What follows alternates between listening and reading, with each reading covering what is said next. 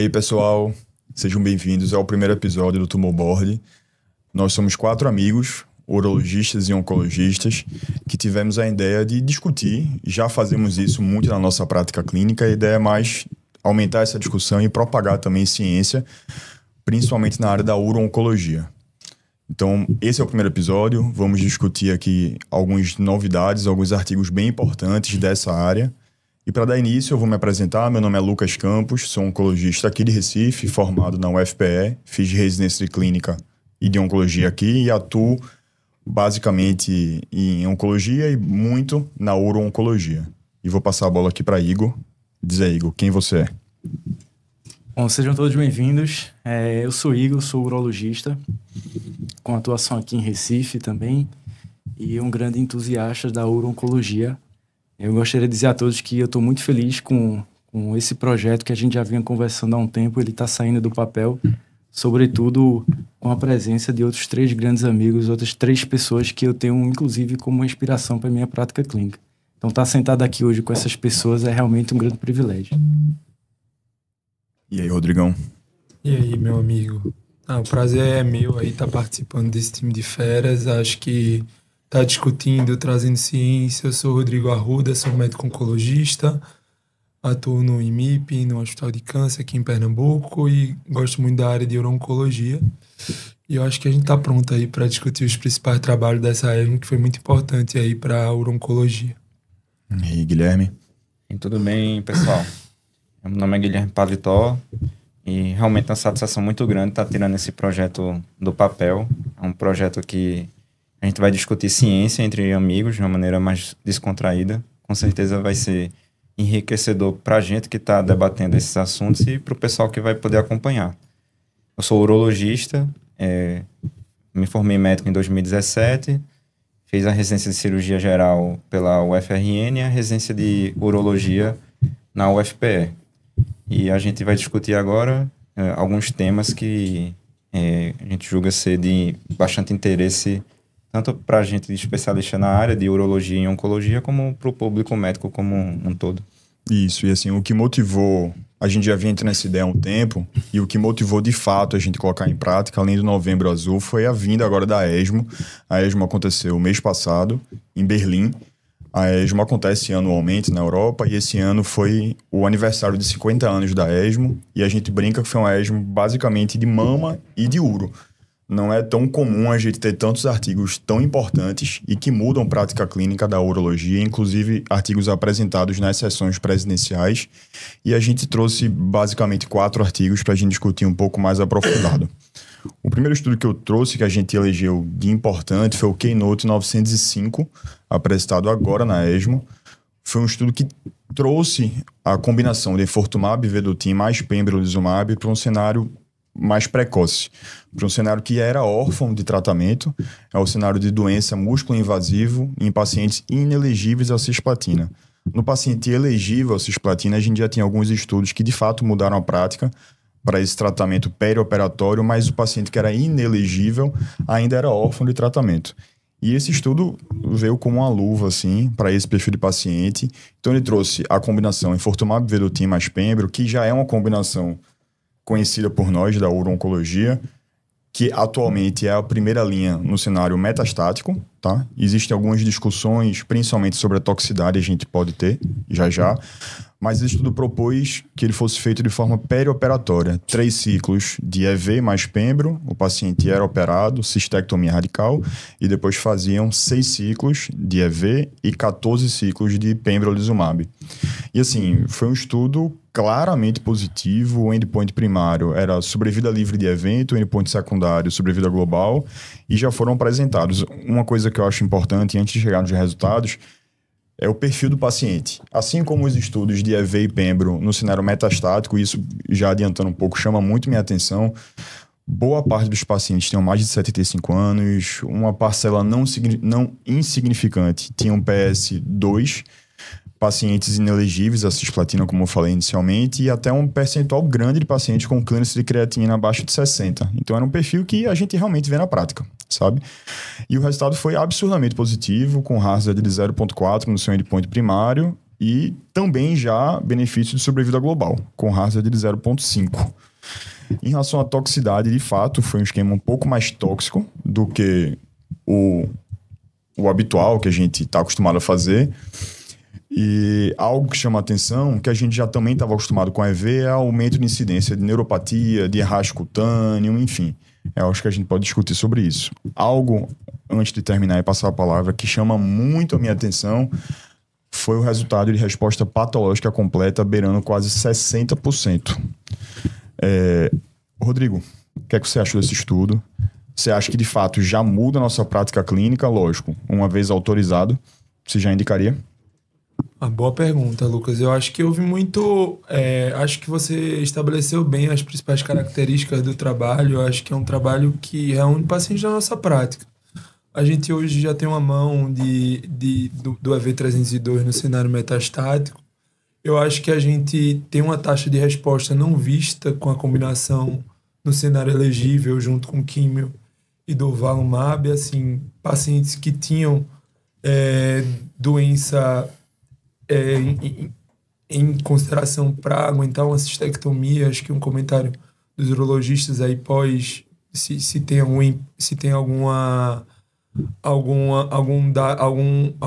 algum trick em relação a essa questão de cistectomia pós-imunoterapia, mas se a gente sabe que esse trabalho, ao meu ver, no cenário inelegível, talvez não para todo mundo, mas para um paciente que precise de taxa de resposta, eu acho que é um trabalho que trouxe um ganho em taxa de resposta patológica completa, assim, ainda não visto no cenário do câncer de bexiga.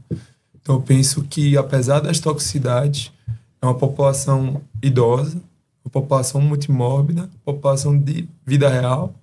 Eu acho que sim, pode ser que a gente, no cenário de eleição, de elegibilidade em Anvisa, a gente possa, sim, trazer para a nossa prática e para um perfil do paciente. Os custos também de uma toxicidade financeira importante, que eu acho que a gente tem que sempre discutir quando a gente está diante de um tratamento no cenário e como também trazer isso para a nossa prática no ambiente de SUS. Mas e aí, colegas Uros, em relação a essa... Qual o pensamento de vocês em relação a essa doença mais avançada aí, que a gente vai fazer um tratamento perioperatório, esse ganho aí na peça, enfim, o que é que vocês pensam sobre isso? Eu acho que a primeira coisa que a gente precisa pontuar é o quanto, em certa medida, histórico do trabalho, já que ele começa a apresentar alguns resultados nunca antes vistos para um perfil de paciente que tinha um limbo aí de tratamento pré-operatório, né? Então, eu acho que esse é o primeiro ponto extremamente relevante desse trabalho que precisa ser colocado na mesa. Mas eu acho que o que me fez refletir sobre ele, acho que o que vai nortear nossas discussões aí pela frente é como a gente vai transformar esses resultados em uma prática clínica cirúrgica sustentável. Afinal de contas, é uma droga que tem suas dificuldades de manejo, e a preocupação, ainda que o estudo tenha dito que isso não trouxe nenhum tipo de prejuízo em relação à cirurgia em si, ao atraso da cirurgia, gera dúvidas em relação a esses efeitos colaterais e quais esses efeitos, quais os impactos desses efeitos para a cirurgia em si. Uma coisa que eu não consegui ter acesso foram os dados especificamente da cirurgia. Então, o que foi que aconteceram nessa cirurgia estão tempos cirúrgicos, número de linfonodos ressecados, margens cirúrgicas, os tipos de derivações urinárias. Então, são coisas dentro da perspectiva da cirurgia que a gente ainda eu pelo menos não tive acesso a esses dados ainda, mas eu acho que vai ser um gargalo de discussão daqui para frente, entendeu? E eu acho que fiquei bem entusiasmado com o resultado do trabalho, mas eu acho que algumas perguntas precisam ser respondidas para a gente consiga materializar os dados realmente para nossa prática clínica. Sim. Guilherme, a gente estava conversando um pouco antes aqui, você vinha falando que o tratamento perioperatório não é novidade para vocês, né? Já tem o Niagara num cenário elegível à platina. Vocês têm algum receio intraoperatório de um paciente que veio de um tratamento prévio, seja com imunoterapia, nesse caso está fazendo imunoterapia também? Esse trabalho foi bem importante, né? Se a gente for fazer um comparativo com o Niagara já utilizava imunoterapia, mas nos pacientes que eram candidatos a fazer platina. mas a gente já conseguia ver uma boa resposta fazendo o esquema antes da cirurgia e o esquema perioperatório, né, com doses após a cirurgia. A grande sacada desse estudo do Keynote, que realmente foi um marco histórico, foi trazer tratamento para o paciente que não é platina fit, como a gente costuma dizer, né? Então, a gente espera realmente encontrar uma resposta oncológica melhor na hora que a gente for fazer a ressecção cirúrgica. Não tem esses dados, mas a gente espera ter uma cirurgia mais fácil de ser realizada. Do ponto de vista oncológico, ter redução da doença e a gente conseguir operar melhor de uma maneira mais... de uma eficácia oncológica melhor. Poder fazer uma melhor ressecção. E receios que a gente tem são os receios muito relacionados aos imunoterápicos. Se a gente for ver os dados do Keynote, ele mostrou que 70% dos pacientes tiveram algum grau de efeito adverso. Não chegou ao ponto de atrasar a cirurgia para esses pacientes.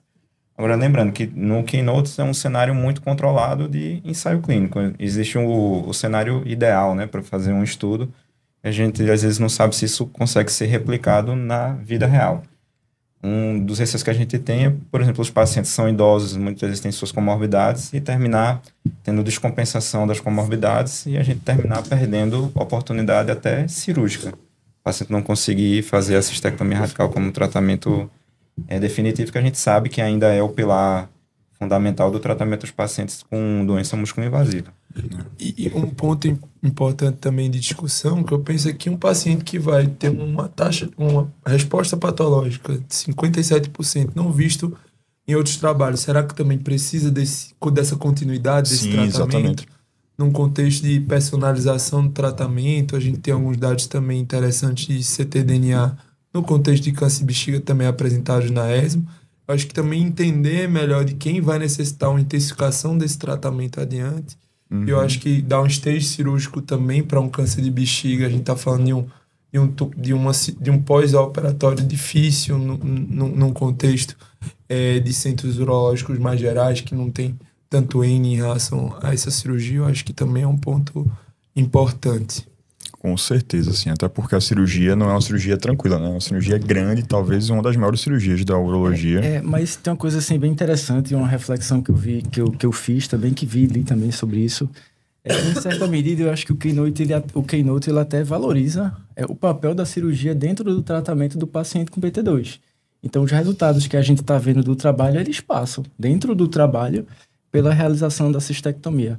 Óbvio que vão existir debates em relação à viabilidade da cirurgia, se a cirurgia realmente vai passar a valer a pena ou não, mas eu acho que hoje ainda a cirurgia é realmente um pilar e eu acho que a gente ainda vai demorar. Isso é uma impressão muito particular minha. Sim. Eu acho que a gente ainda talvez demore um pouco para tirar um pouco aí o papel da cirurgia nesse cenário, ainda que seja uma cirurgia realmente mórbida que traga alguns desafios no intraoperatório.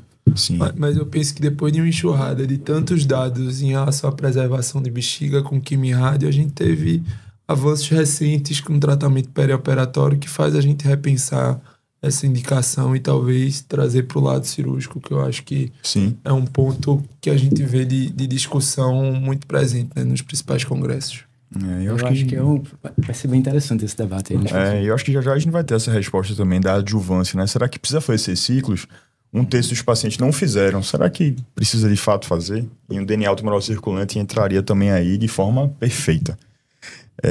Vou passar para o segundo estudo, tá? A gente trouxe agora o POTOMAC, que foi outro estudo bem importante. Agora a gente vai vir um pouco mais inicial do tumor urotelial.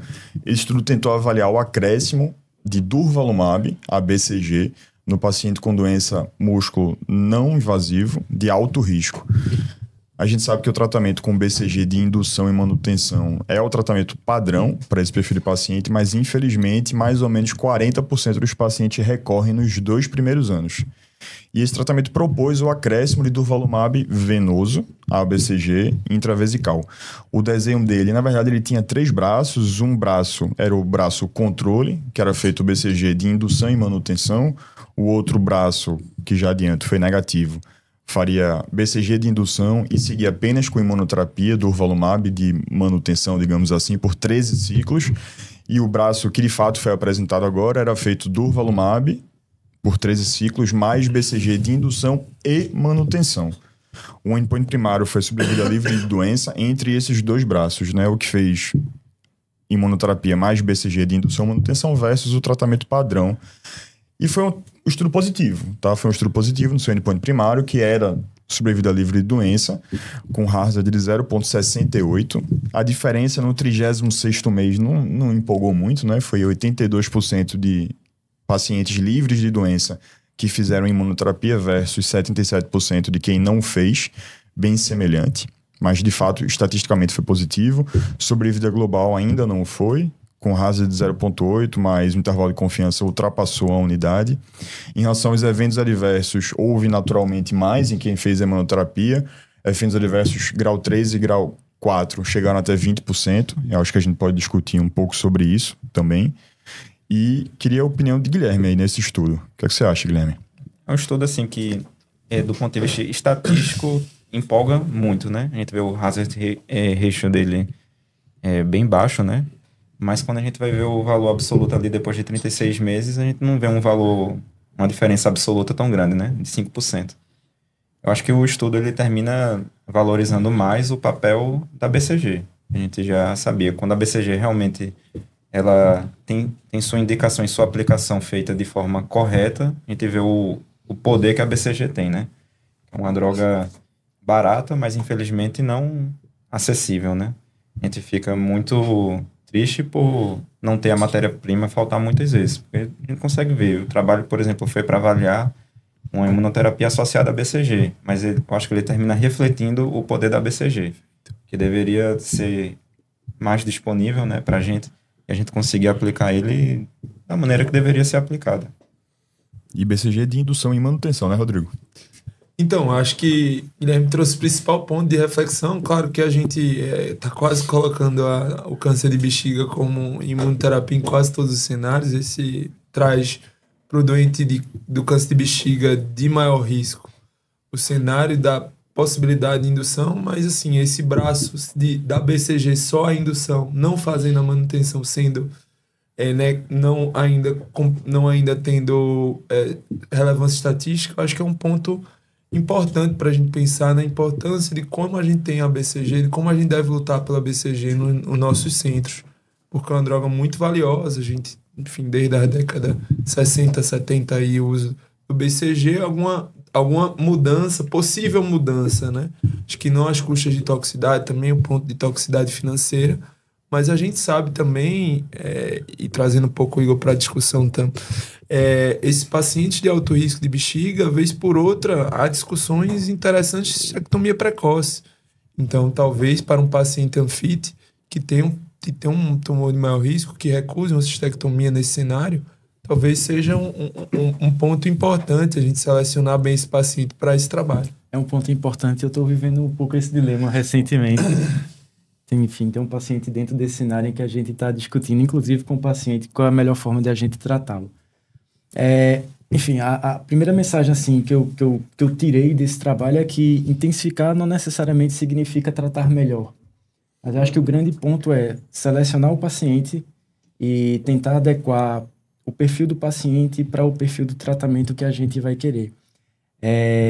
Eventualmente, sim, a cistectomia precoce pode ser até a oportunidade que ele tem de cura da doença, mas é como a gente vem conversando. Acho que o ponto mais importante disso tudo é a gente aprender a selecionar, e eu acho que a grande mensagem para mim vai ser essa.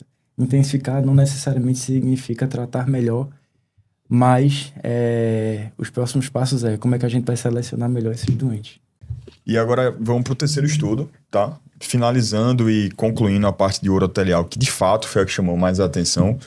A gente vai para o estudo chinês, o nome é um pouco complicado, é RC48C016. Foi um estudo aplaudido na sessão presidencial, que ele trouxe a medicação Dizitamab vedotin mais toripalimab. Dizitamab vedotin é um anticorpo conjugado à droga, um anticorpo contra o HER2, associado ao vedotin, que é um antimicrotúbulo que vai atuar dentro da célula, né? Associado ao toripalimab, que é uma imunoterapia, é um anti-PD-1, medicação chinesa, que é utilizada na primeira linha de um tumor urotelial metastático, sabe? Com expressão de HER2. o estudo chamou atenção porque para entrar no estudo bastava ter R2 uma cruz, então entrou 1, 2 e 3 cruzes. O braço comprador foi quimioterapia, GEM-CIS ou GEM-carboplatina. O endpoint primário foi um endpoint duplo, um PFS e sobrevida global. Chama atenção que, sei lá, 20% dos pacientes tinham R2 uma cruz. Isso, acho que a gente pode discutir depois, Rodrigo. É algo que vem mudando muito, né, na oncologia em geral, na oncologia mamária, e a gente já viu aqui essa mudança na oncologia, uro-oncologia. E o endpoint primário foi claramente positivo, assim, o gráfico é surreal, o ganho, o benefício com hazard de 0,36 para PFS e 0,54 para sobrevida global. Isso realmente é muito significativo. Além disso, uma taxa de resposta de 70% a 76% para esses pacientes. Em relação à toxicidade, é uma toxicidade assim, de um anticorpo conjugado à droga, mais imunoterapia, acho que nada chamou muito a atenção, né? Lembrar que o braço comprador foi quimioterapia, então tinha de fato alguns eventos adversos. E assim, para mim foi um dos estudos que mais me empolgou. Eu acho que todo mundo, né? Diz aí, Rodrigo. Então, eu acho que a gente é mais um trabalho de associação de ADC com imunoterapia no cenário de bexiga. A gente mudou a nossa prática aí com a Nectina 4, né? Onde a gente vai ter essa ação do enfortumab. Mas assim, o que eu penso é quem vai receber no cenário do HER2 low. Será que esse paciente realmente é melhor para ele realizar esse esquema do que pembrolizumab e enfortumab? Eu acho que é uma dúvida. A gente entende que talvez esse paciente HER2 mais hiperexpresso, a gente vai precisar mais de discussões com urologistas, junto com patologistas, para ter esse cuidado. É um trabalho também que, ao meu ver, talvez não teve como braço controle o padrão ideal, seja GC com nivo, GC com manutenção de avelumab. Acho que é uma das colocações desse trabalho. Mas a gente já tinha alguns fase 2 demonstrando o HER2 em linhas subsequentes e aprovação recente TDXD no cenário agnóstico no país, mas trazer biomarcador para uma primeira linha, ao meu ver, é mudança de prática. Então, FGFR, infelizmente, nunca foi comprovado em primeira linha. A gente tem dados na população brasileira de 18% de positividade. Agora, eu acho que a gente tem que buscar e retestar nossos pacientes que estão em tratamento, que estão sob nosso cuidado, para avaliar a possibilidade de HER2. Minha dúvida é se esse HER2 low realmente mudaria a minha forma de pensar. Uma coisa interessante é que eu parei para tentar ler um pouco sobre HER2. Eu entendi que já fazia parte do contexto de outros tumores e isso está acabando entrando de uma forma mais robusta na urologia. Uma dúvida que me gerou quando eu li foi realmente, acho que tu já falou um pouco, foi sobre o impacto da medicação nesses pacientes HER2 e o impacto que isso teve para os dados do trabalho. Então, isso foi uma dúvida que me gerou, assim, eu não consegui encontrar ainda essa resposta, mas eu tô curioso para saber também o que é que vai ser dessas perguntas aí ao longo do tempo, porque entendo que isso vai ter um custo não apenas financeiro, mas um custo social e clínico também para os pacientes da gente, né? Outro ponto que a gente observa muito, como o Igor falou, é que o HER2 ele era bem testado, principalmente para tumor de mama. E muitas dessas drogas que a gente está usando hoje na urologia para carcinoma urotelial foram drogas primeiro desenvolvidas lá para tumor de mama e que a gente termina observando expressão de HER2 de maneira marcante nos tumores uroteliais. E a gente não tem um costume, o hábito ainda de pedir o HER2, né, que a gente pede através da imunistoquímica. Provavelmente vai ter que ser uma mudança na nossa prática clínica diária de pedir esse biomarcador. Outra coisa do pembrolizumab, acho que o trabalho que reforça muito o uso do pembrolizumab não incluía o HER2 low, né, que seria uma cruz. Esse é o primeiro, acho que seja o primeiro trabalho usando terapia imune, né, que inclui no perfil dos pacientes da população utilizar o low, né. Acho que não tem nem como comparar com outro trabalho porque não fazia parte da população, né. Esse trabalho foi, assim, concordo com o Rodrigo, mudança de paradigma.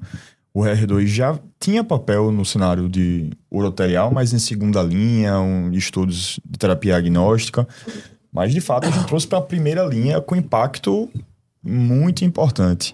Eu acho que concordo, vai ter que mudar a nossa prática clínica do patologista e a gente, na hora de pedir o exame mesmo, talvez até ir atrás daquelas patologias de pacientes que já fizeram para pesquisar. Esse era um comentário que eu ia fazer, né? Os urologistas que estiverem assistindo a gente, entenda pelo menos que isso vai ter que passar a ser uma atenção nossa no momento em que a gente estiver tirando a peça ali e mandar para a patologia, para que a gente estude, enfim, essas situações que são novas pra gente. Sim, e a incidência não é baixa, né, de R2 nessa população. Então a gente tá diante de uma...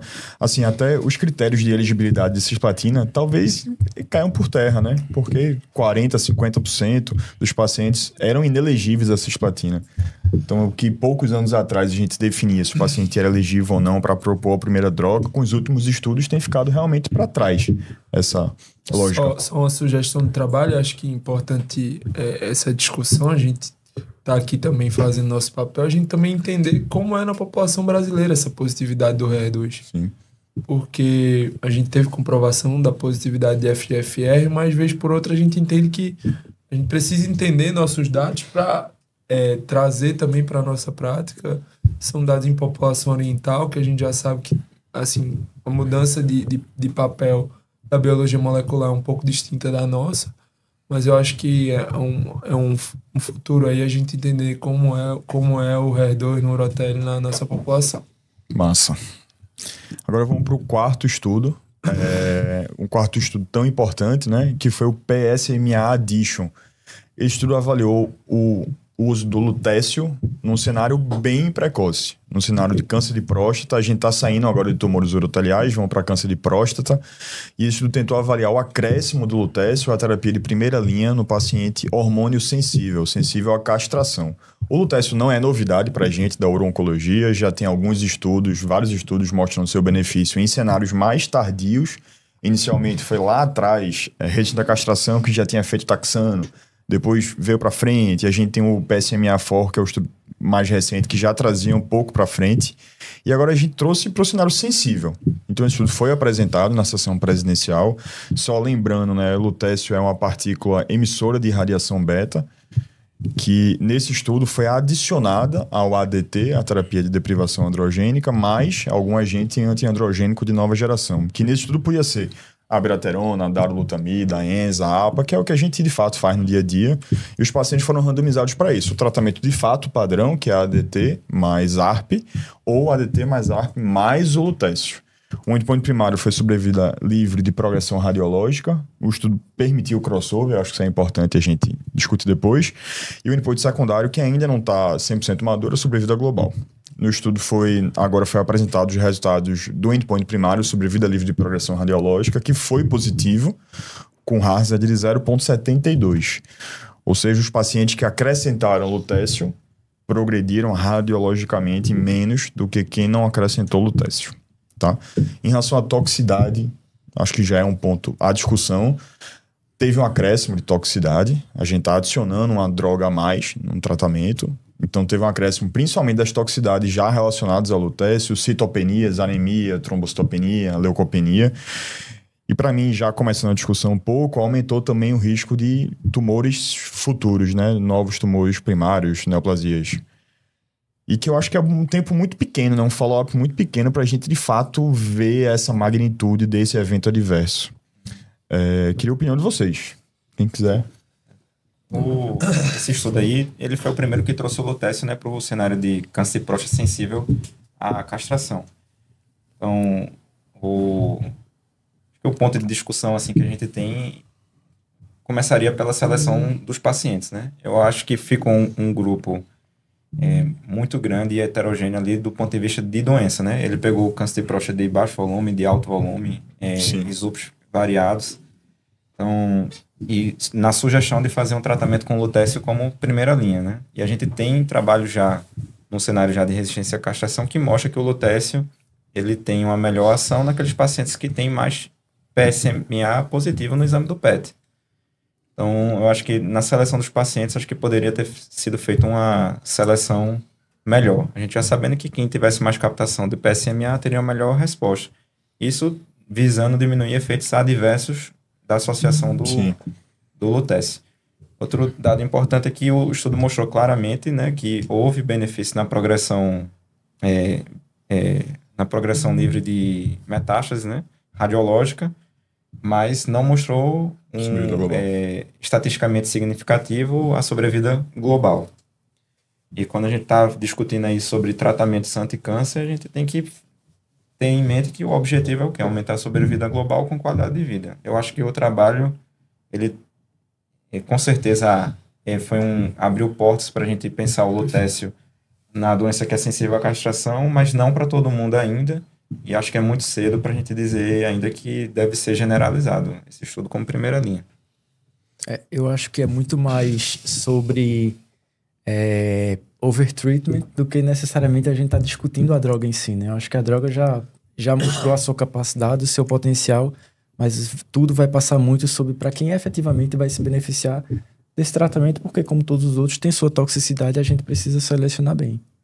Outro dado importante que o autor no final, ele diz que houve benefício na progressão radiológica em todos os subgrupos.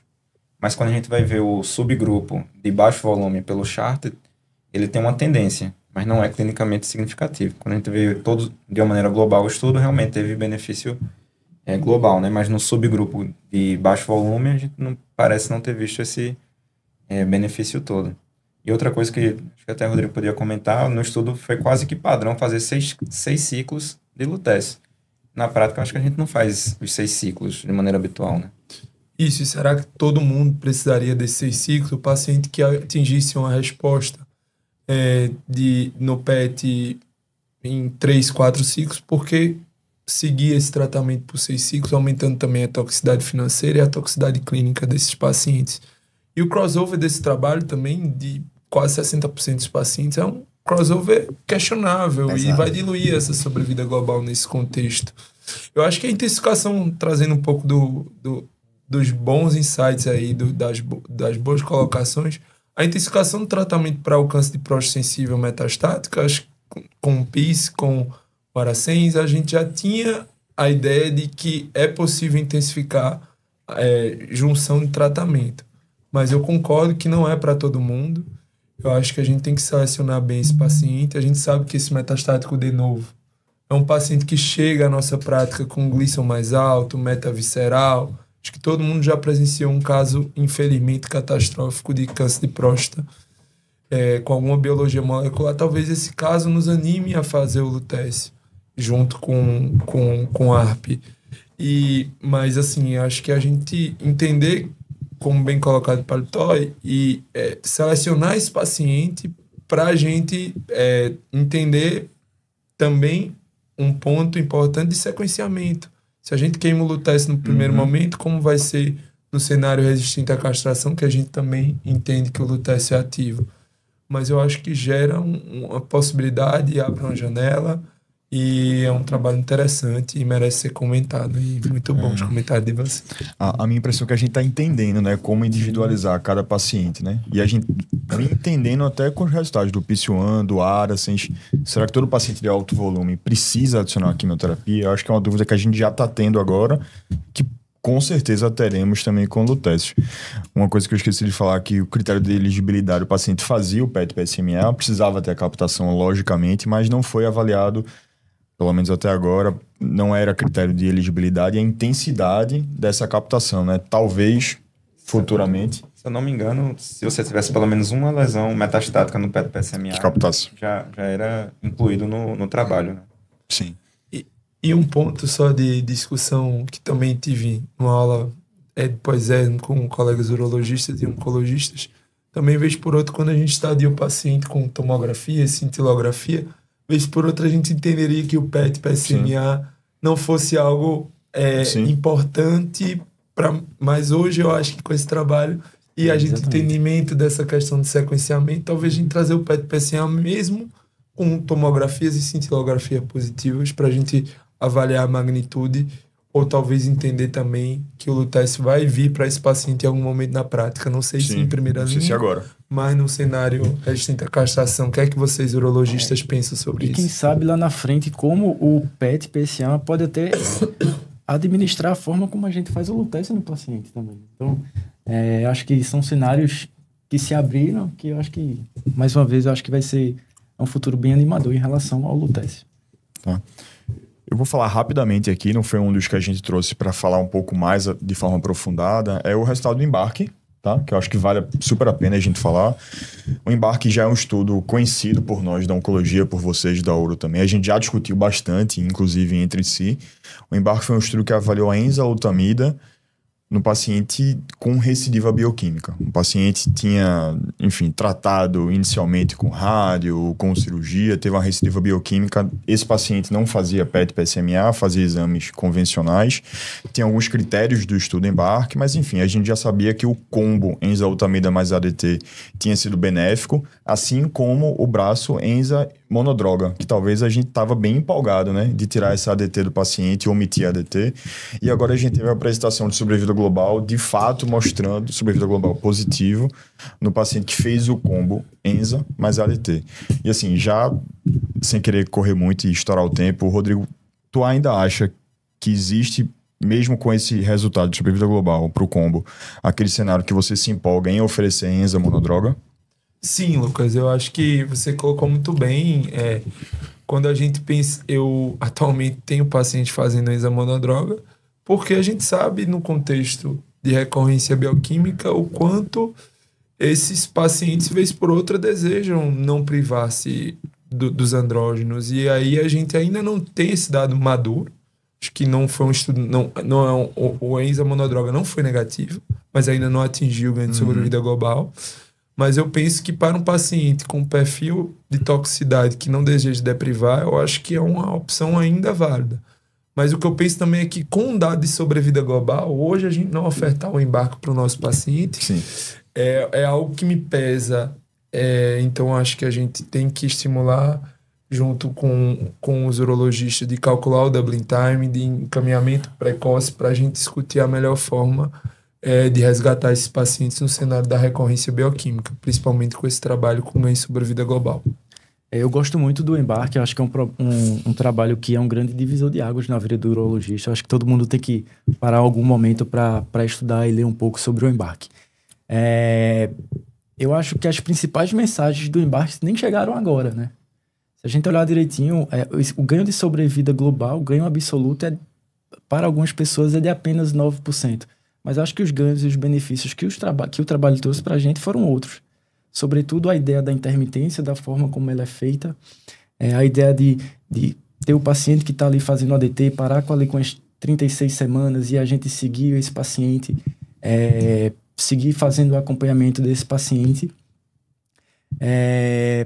Mas eu acho que a quem tenha feito essa crítica assim, em relação à sobrevida global, mas lembrar que também não foi um estudo desenhado para essa finalidade. O objetivo do estudo também não era estudar a sobrevida global, isso era um desfecho secundário. O objetivo do estudo era a gente estudar a sobrevida livre de metástase, que foi um resultado extraordinário do trabalho. Eu acho que isso sim deve ser valorizado. Outro dado importante, né, que o embarque traz para a gente que vive no mundo de uro-oncologia, principalmente os oncologistas, quando vai ver uma curva de Kaplan-Meier, se depara muito com o desfecho primário de todos os trabalhos sobre a vida global, né? Mas acho que na próstata, especificamente, as drogas evoluíram muito, sobretudo com o advento dos ARPs, e a gente conseguiu cronificar muito a doença. Então, acho que em alguns cenários a gente tem que se preocupar um pouco também com qualidade de vida. A gente conseguir fornecer ao paciente uma monoterapia com enzalutamida, a gente sabe que tem menos efeitos adversos, principalmente relacionados à deprivação androgênica, quando compara com o ADT. Então, acho que em alguns pacientes selecionados a gente consegue sim fazer a enzalutamida, pensando sobretudo na qualidade de vida e sabendo que as drogas hoje conseguem cronificar o doente que tem câncer de próstata. Eu acho que o que eu queria dizer era mais ou menos isso mesmo. Assim, ainda que para algumas pessoas essa sobrevida global foi apenas de 9%, mas eu acho que o benefício do trabalho em si foram vários outros que não apenas a essa sobrevida global. Eu sou bem empolgado com o embarque. Eu também. Quem não gosta do embarque? Empolgado tanto com o braço monodroga, mas principalmente com 36ª semana, fazer um PSA menor que 0,2, interromper, eu acho que isso é... A personalização do tratamento, eu acho que é algo, assim, bem atual na nossa... E quando a gente vê um trabalho com dado em sobrevida global e, enfim, a possibilidade também da gente manejar não privando esse paciente, eu acho que é muito importante. Sim. Só a crítica hoje, no cenário de recorrência do embarque, de não ter estadiado esses pacientes com PET-PSMA, né? Acho que o estadiamento hoje só com tomografia e cintilografia é algo que para uma recorrência bioquímica de maior risco, mas assim, já foi no contexto do desenho do estudo, acho que a gente também compreender isso e ofertar também o PET-PSMA para o nosso paciente nesse cenário. São bem importante, né? Porque o desfecho primário realmente do trabalho foi avaliar a sobrevida livre de progressão metastática, né? E aí você faz exames de estadiamento padrão que às vezes termina não detectando como detectaria o PET-PSMA, né? Então, talvez esse dado do desfecho primário do embarque seja um pouco supervalorizado.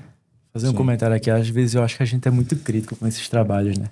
E às vezes acaba deixando de ver outras coisas tão boas que eles trazem pra gente, mas sim, é um fato. Mas enfim, a brincadeira é essa, assim, de dizer que às vezes a gente é crítico demais, mas que tá tudo bem, assim. Eu acho que o embarque se provou enquanto trabalho por si só. Sim. Eu acho que nós, oncologistas, urologistas, enfim, colegas relacionados ao cuidado da oncologia, é o costume de ler apenas o dado frio, de a gente, quantos números aí foram citados. A gente é muito analítico. Vocês aí, muito analítico, mas eu acho que a gente tem que ter a visão mais lúdica. Total. E trazer talvez as oportunidades de tratamento e personalizar esse cuidado. Eu acho que não só o ofertar droga, mas enfim, o cuidado que passa por muito mais coisas do que só o número frio. Com certeza, foi muito legal sua reflexão. Puxando aí a reflexão de Rodrigo, de Igor, de Guilherme, assim, a gente já estourou o tempo. Ah, tá. Então, assim, resumindo, nós tivemos... Passou rápido, viu? Passou rápido, né? Próxima vez a gente faz com vinho. Foi bom. Eu acho que, enfim, foi isso. Essa é a mensagem que a gente queria passar. Aqui na uro-oncologia tem cada vez mais estudos saindo e que de fato mudam a prática clínica. Eu acho que a gente na oncologia está num cenário agora de cada vez mais individualização do nosso tratamento, e isso é bom para todo mundo que se dedica ao cuidado do paciente, principalmente ao paciente. Queria agradecer demais todo mundo aqui, enfim, é muito bom estar com amigos e estar discutindo uro-oncologia. Alguém quer dar alguma mensagem final aí, Igor? Queria agradecer, na verdade, a presença de vocês. Eu acho que a gente teve aqui um debate... como talvez eu nunca tivesse antes, de uma forma, em certa medida, descontraída, sem muita preocupação com o tempo, mas sempre um debate de muito alto nível. Estou muito feliz com a presença de todo mundo aqui. Eu acho que isso aqui era um projeto que a gente já vinha conversando e sonhando há algum tempo, e poder materializar isso aqui da forma como está sendo, eu acho que está sendo uma noite, um momento muito feliz para todos nós, e eu espero não, tenho certeza que isso aqui vai levar a gente muito para frente ainda. Muito, muito obrigado aí pelo convite, pessoal, assim, trazer também a perspectiva nossa desse debate aqui, trazer outros colegas também para a discussão. O nosso grupo é bem aberto e a ideia é propagar a ciência, e a gente ter essa discussão informal, trazer conteúdo de qualidade aí para quem está nos assistindo, e atualizados. Eu acho que vai ser sempre nosso propósito aqui, Igor, Guilherme, Lucas e os demais colegas aí que entraram com a gente nessa. Eu acho que agradecer aí todo mundo que está assistindo a gente. Agradecer o podcast de hoje, né? Esse encontro que a gente teve entre amigos. Foi uma conversa muito boa, alto nível científico. Foi tão agradável que o tempo passou mais rápido do que a gente pensou. Terminou estourando o tempo. E isso aqui é muito importante para a gente que participa, fomenta o nosso estudo, a gente está sempre estudando. E o grande beneficiado, no final das contas, é o paciente. Vai ser o maior beneficiado, é o objetivo de toda reunião científica, toda discussão. E a gente espera que o pessoal que esteja assistindo a gente também aprenda um pouco com o que está sendo discutido e que nasce essa vontade também de estar estudando temas relevantes. E com certeza vai ser bem-vindo aqui para participar também das nossas discussões. Uma conversa bem amigável entre amigos para discutir realmente ciência e o que tem de melhor a ser feito para os nossos pacientes. Eu queria agradecer também demais. Acho que hoje a gente ainda está um pouco travado de frente às câmeras. As próximas vezes estaremos ainda mais tranquilos. Mas muito obrigado. Quando o Igor me ligou dando uma ideia, eu topei na hora, porque o momento de descontração, de discussão entre amigos é muito bom. E é isso, pessoal. Em dezembro a gente tá de volta aqui com um novo episódio. E a gente queria, no próximo episódio, saber de vocês também se existe algum tema que vocês tenham curiosidade, tenham interesse, que a gente discuta aqui entre amigos e sempre levando em consideração a ciência atual da uro-oncologia. Valeu!